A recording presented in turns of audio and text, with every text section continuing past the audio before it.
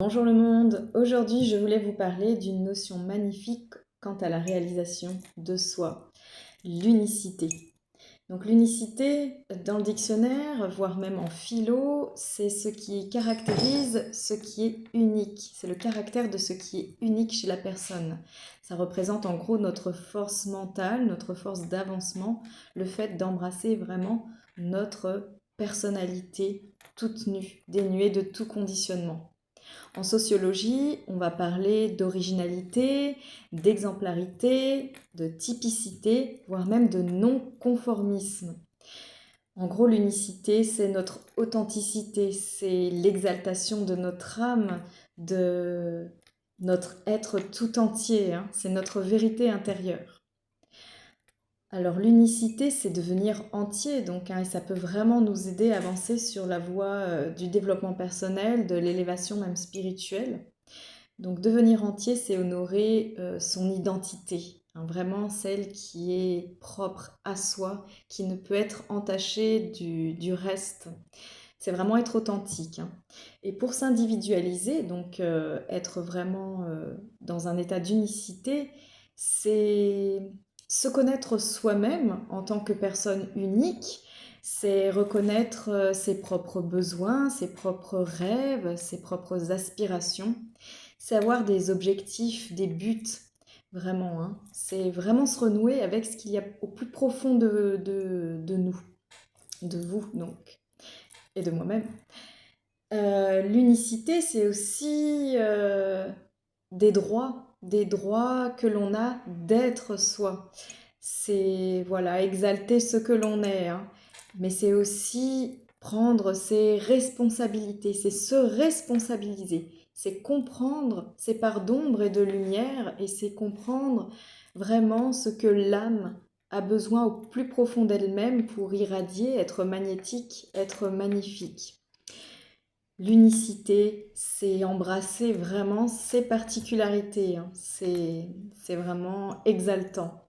Ça nous rend très créatifs, ça nous rend poètes, ça nous rend amoureux de la vie, hein, de ce voyage de l'existence. Tout devient très important parce que finalement on se rend compte que nous-mêmes sommes importants et que nous-mêmes nous comptons, que personne n'est comme nous, personne ne peut nous remplacer.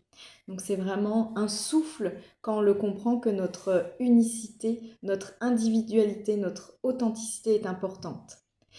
Chacun d'entre nous, donc, est unique, hein, depuis le début de notre création, et puis on peut regarder même sur les générations avant nous, nos ancêtres, nos aïeux, ils nous ont transmis chacun une petite graine de leur existence, de leur vie, de tout cela, et cela façonnait notre unicité. Donc c'est vraiment magnifique et l'unicité peut devenir une source de pouvoir. Elle est potentielle, hein. Vraiment chacun est unique, magnifique, irradiant. Et je trouve que c'est dommage de gaspiller notre unicité par des actions qui ne nous correspondent pas, qui ne correspondent pas à nos besoins, à nos objectifs, à nos droits, à nos responsabilités, à nos particularités.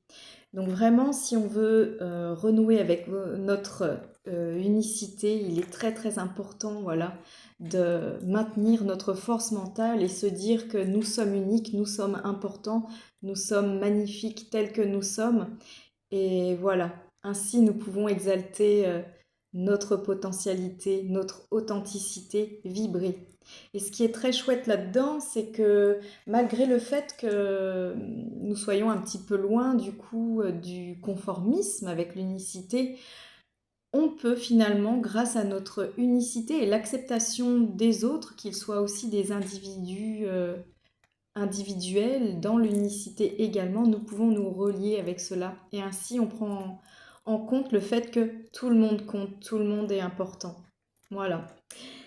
Un livre que je voulais vous partager, que j'adore et qui existe aussi sur Netflix en version série. Donc c'est Anne de Green Gables de Lucy Maud Montgomery. Donc c'est l'histoire d'une jeune fille orpheline dans les années 1800 et quelques, hein, qui voilà, va être adoptée par une famille de fermiers, un frère et une sœur. Et elle, cette petite fille, n'est vraiment pas commune. Elle est l'exemplarité de l'unicité.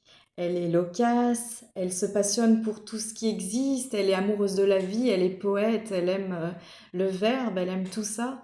Et même si au début de l'histoire, elle choque par sa personnalité, son individualité, finalement, comme elle est vraiment en raccord avec ce qu'elle est, qu'elle ne peut changer parce que sans être elle-même, elle ne pourrait être, ce serait la fin, ce serait sa mort hein, pour elle, eh bien, les gens l'acceptent et elle en devient magnétique et Anne devient vraiment Anne, un exemple d'authenticité, d'unicité, d'individualité. C'est vraiment un personnage non conformiste qui, voilà, elle a envie d'être heureuse, d'épouser la poésie quotidienne, de s'émouvoir de un lever de soleil, la neige qui tombe, une rencontre avec un ami, etc. Donc c'est vraiment un livre très très beau. Dans la pop culture, on va retrouver beaucoup hein, cette notion d'unicité, hein, notamment dans les X-Men par exemple, hein, tous ces êtres qui ont des potentialités, des particularités, et finalement quand ils rentrent dans leur école d'X-Men, voilà, vont épouser vraiment ce qu'ils sont et mettre à profit leurs particularités pour aider le monde. Donc voilà, on peut retrouver cette notion d'unicité dans plein d'œuvres de la pop culture ou de la littérature. C'est très inspirant. Donc voilà, c'est vraiment enrichissant, inspirant. Pour ma part, qui pratique la taromancie, la cartomancie, je dis toujours que je n'utilise pas la divination, la prédiction, je ne prédis pas l'avenir. J'utilise les archétypes et l'imagerie pour parler du soi. Et lorsque l'on utilise le tarot, voilà, les cartes, lire les cartes, les images peuvent vraiment nous aider à nous reconnecter à cette unicité. Les images, la symbolique vont faire écho avec notre intériorité et vont être un pont, un moyen, voilà, de extérioriser. C'est une sorte de maïotique, hein, on accouche de qui on est pour se comprendre. Et voilà, si vous avez envie de parler de taromancie par la suite, faites-le moi savoir. Moi, régulièrement, j'organise des ateliers autour de tout ça, mais c'est vrai que, voilà, par le biais des cartes, de l'imagerie, même vous, lorsque vous êtes dans un musée, que vous êtes face à un tableau, vous pouvez vous émouvoir ou être en colère ou joyeux, etc. face à une œuvre, et cela parle de votre intériorité. Donc on peut utiliser ces outils par le biais de l'image pour parler de son individualité, de son unicité, de son authenticité, de nos rêves, de nos aspirations.